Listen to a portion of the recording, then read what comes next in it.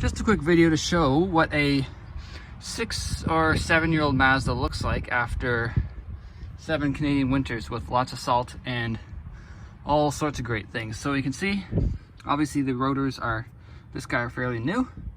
But if we look, the lower control arm, torsion beam assembly, I guess, it's not that bad. It's a little rusted in spots, but overall it's decent. You can see, I don't know, like the brake clip here, it's starting to rust a little. We look at the mounting hardware for the shock. I think that would come out no problem still. It's only been 6 years. What else is in here? Here's the rear CV axle. So if you look underneath it, looks pretty decent. Like that bolt looks all right. What's that do? That looks like the mount for the differential, actually. You can see, yeah, underneath it, it's not bad. People are saying Mazda's rust and all that stuff, but if you look at this guy, it ain't terrible. I mean, granted, it is only 6 years old, but if you look at that, it ain't bad. If you look at, and there's some more just on the drive shaft mounting, not too that bad. If you look at, I don't know, let's say a Mazda 3 from 07. Yeah. Yep. Yeah, not quite as good.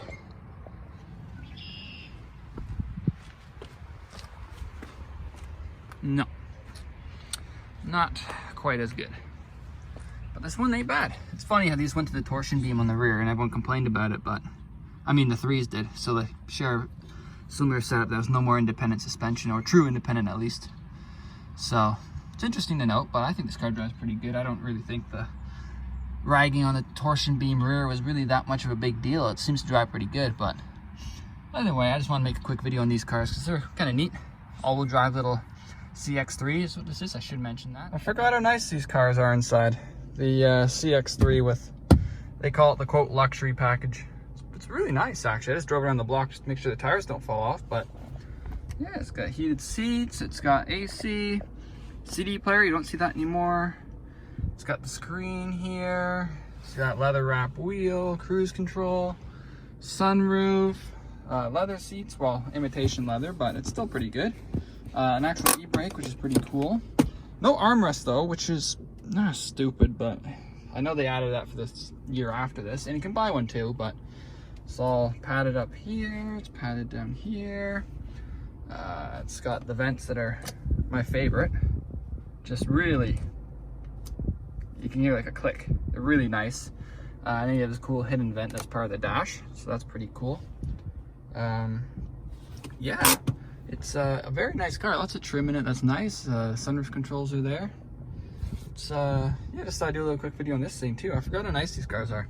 Faux carbon fiber trim there, and then on here as well. There's a decent amount of space in the back, not too much, but hey, whatever. It's a little guy.